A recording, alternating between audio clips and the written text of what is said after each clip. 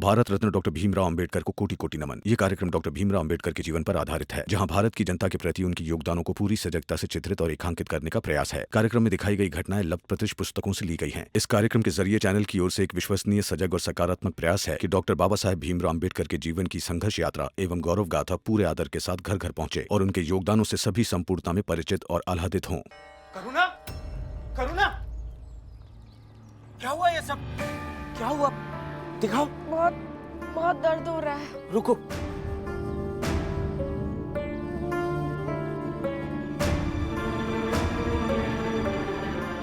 लाओ। आराम से। हाँ। रुको।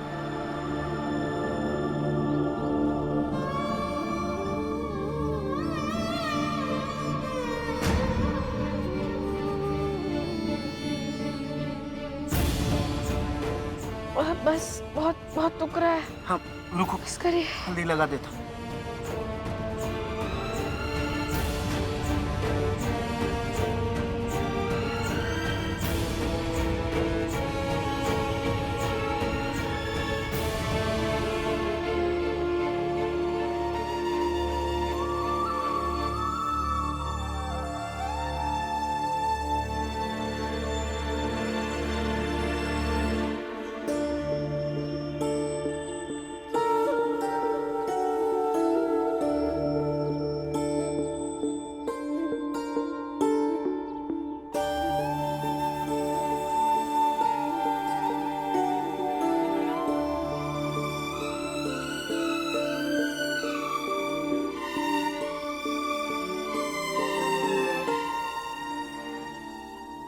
और ये क्या जिद थी करुणा कि मेरे सिवा किसी और से पट्टी नहीं बंधवाओगी?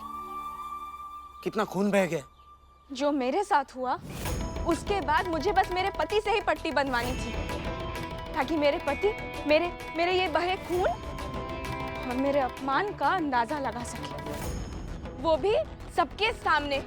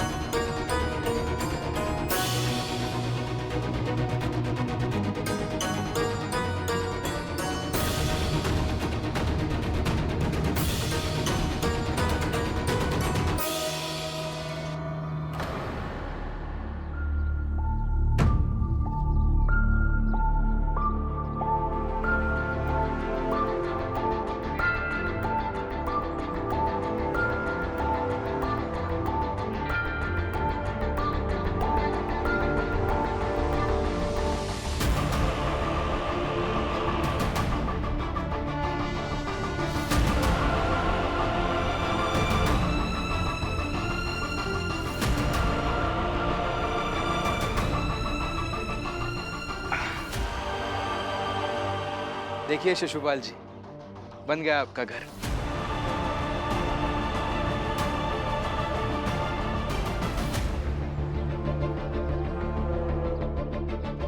बना ली झोपड़ी?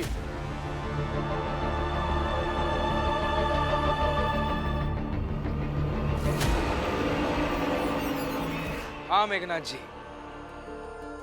शिशुपाल जी और श्यामला का घर बन गया है।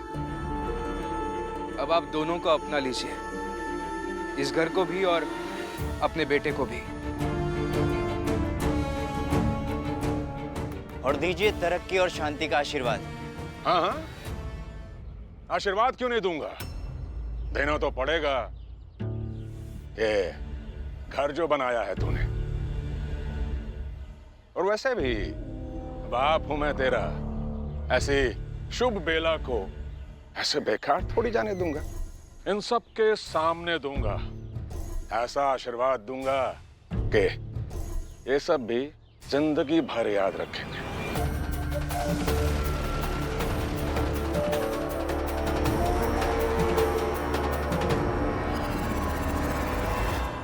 बस थोड़ी देर इंतजार कर।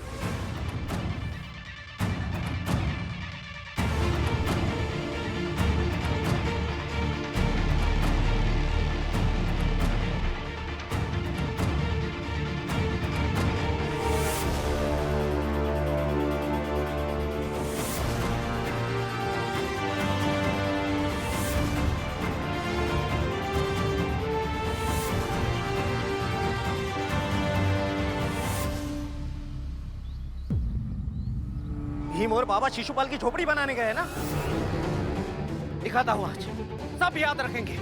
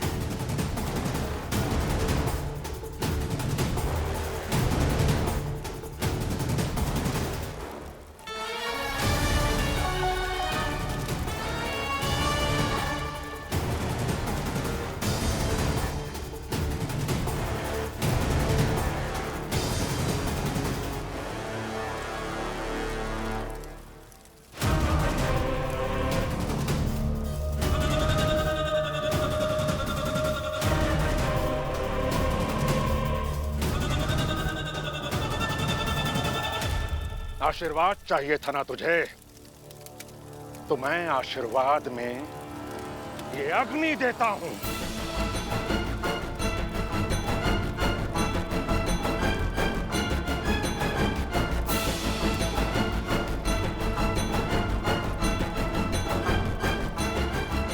मेरे घर के सामने इन छोटे लोगों की मदद से ये झोपड़ी बनाकर क्या साबित करना चाहता है तू? हाँ?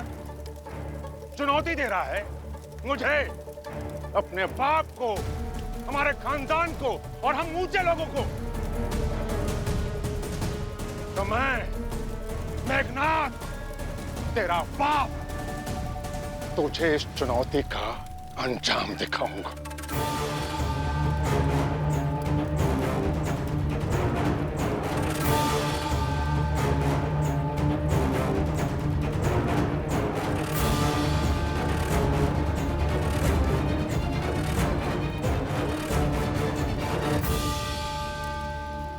मेघनाथ जी, ये क्या करने जा रहे हैं आप? तुम ये सवाल पूछ रहे हो मुझसे भीमराव?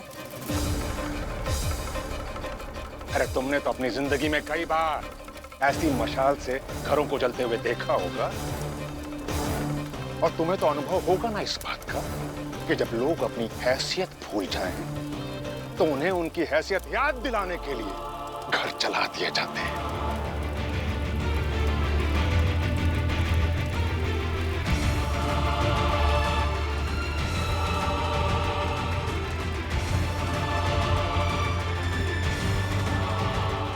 हाँ, अनुभव है, देखा है मैंने, और इसीलिए कहता हूं, ऐसे बसाया हुआ घर जब जलाया जाता है ना मेघनाथ जी, तब सिर्फ घर नहीं जलता, उस घर के साथ उम्मीदें, सपने और दिल जल जाते हैं। ये सब मत कीजिए। देखिए, आपके बेटे और बहू का आशियाना है ये। इसे अपना लीजिए। अपना गुस्सा इन दोनों को घर से बाहर निकाल कर व्यक्त कीजिए, लेकिन इन दोनों को कम से कम इस झोपड़ी में तो आराम से रहने दीजिए। इन्हें रहने दो, इन्हें, और छोड़ दूं इस झोपड़ी को। भीमराव, अगर आज मैंने इस झोपड़ी को छोड़ दिया तो आने वाले समय में यहां कई झोपड़ियां खड़ी हो जाएंगी, और ये मोहल्ला हम जैसे ऊंचे लोगों का मोहल्ला ना रहकर तुम जैसे छोटे लोगों का मोहल्ला बनकर रह जाएगा।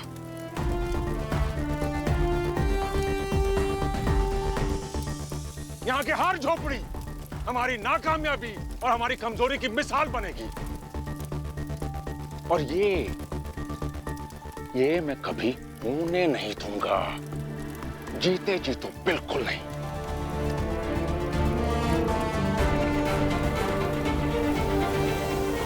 इसलिए इस झोपड़ी को तो जलना होगा, जलना ही होगा।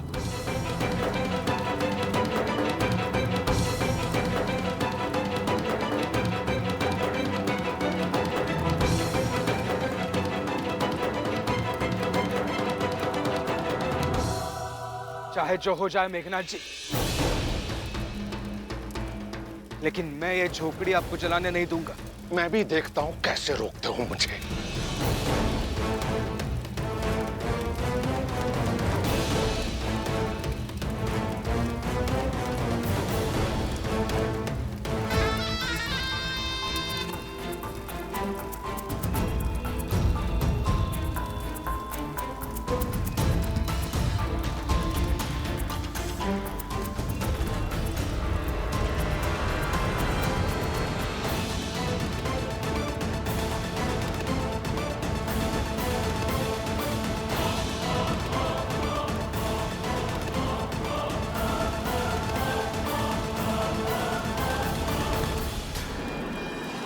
चलो यहाँ से।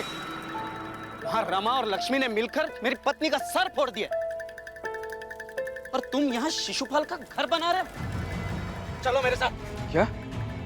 रमा और लक्ष्मी भाभी ने मिलकर करुणा भाभी का सर फोड़ दिया? एक बार मैं सुना ही नहीं दिया? मैं क्या यहाँ आकर झूठ बोल रहा हूँ? और अगर तुम्हें झूठ लग रहा है ना, तो मेरे साथ चलकर देखो, देखो उस पट्टी को जो मैं करुणा के सर पर बांध कर आया हूँ। बाला, पट्टी कर दी है ना, यहाँ का मसला खत्म होने तो फिर चलते हैं। हाँ, थोड़ी देर रुकिए बाला भैया। अभी अभी हमने झोपड़ी बनाई है और ये मेघनाथ जी जलाने जा रहे हैं। यहाँ का सब कुछ सही करता हूँ, फिर चलता हूँ ना आपके साथ। अरे क्या सही करोगे तुम? पहले खुद के घर में जो गलत हो रहा है ना, उसे सही करो, बाकी सब बाद में करना। चलो मेरे साथ। मेरी बात सुनिए बाला भैया, अभी यहाँ मेरी जरूरत है। अरे पहले अपना घर देखो ना, दूसरे के घर में क्या हस्तक्षेप करना।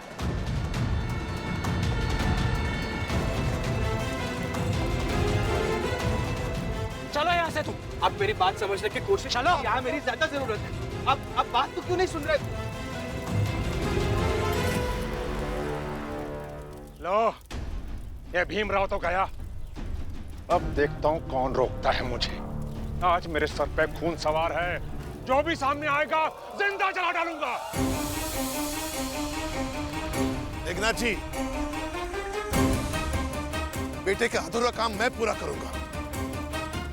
नहीं राम जी काका, आपको भीमराव की सौगंध, कोई आगे नहीं बढ़ेगा।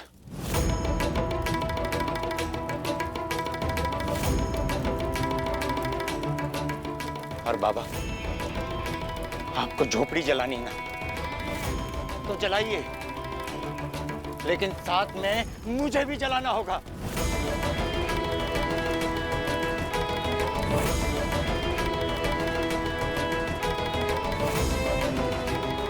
और मुझे भी।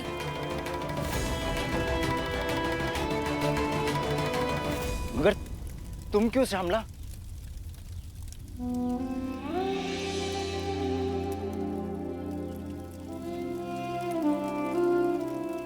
ब्याह किया है तो साथ निभाएंगे।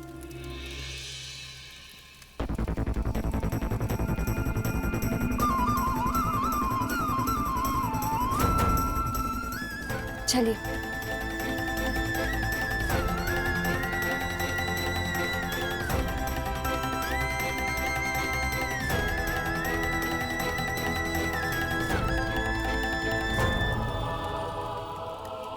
शिशुपाल, श्यामला, मेरी बात तो सुनो। क्या कर रहे हैं? मेरी बात तो सुनिए। जला दीजिए बाबा। मेरी बात तो सुनिए शिशुपाल। और कोई आगे नहीं बढ़ेगा।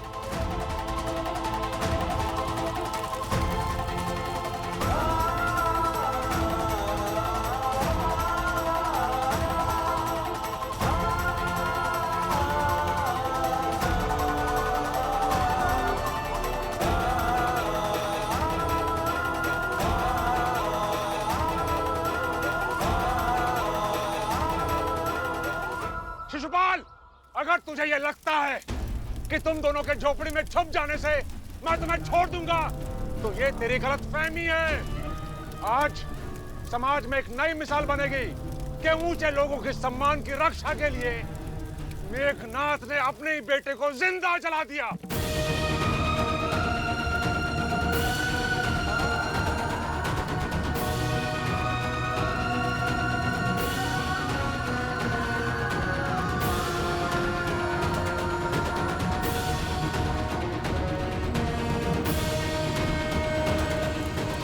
बाना भैया छोड़िए मुझे, आप वहां क्यों लेके जा रहे हैं? वहां मेरी ज्यादा जरूरत है बाना भैया। देख देख अपनी भाभी का सर और बता कि आप क्या करें।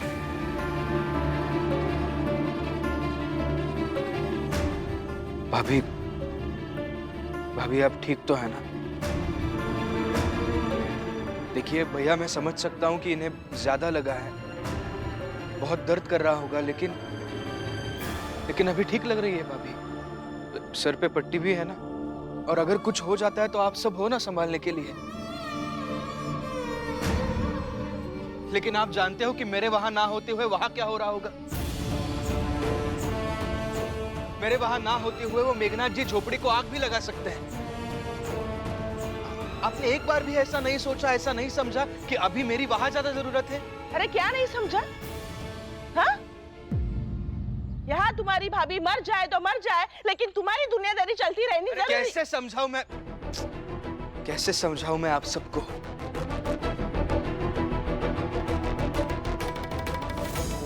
अगर वहां आज कुछ अनहोनी हो जाती है तो मैं जीवन में खुद को कभी माफ नहीं कर पाऊंगा। तुम्हारा छोड़ो भीम, पहले ये बताओ कि इसकी माफी कौन मांगेगा?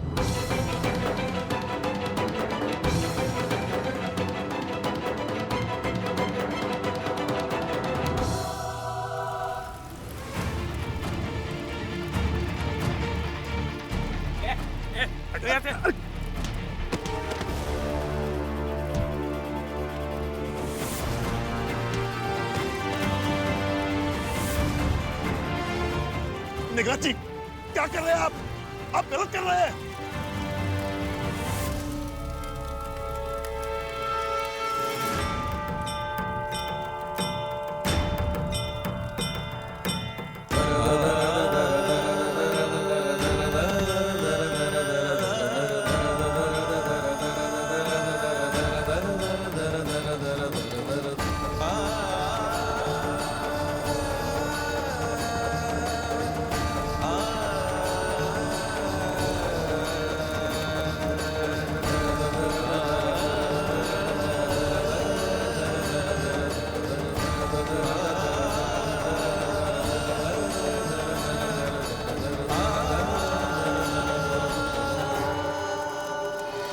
शिशुपाल, आखिरी बार पूछ रहा हूं, अपनी गलतियों की माफी मांगकर उस भीमराव का नाम जपना बंद करके पहले की तरह जिएगा?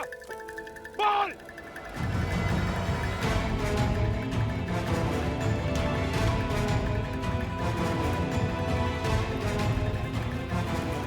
आपको जलाना है ना बाबा, तो जलाइए। अगले जन्म में चाहूंगा कि भीम के लोगों में पैदा हो।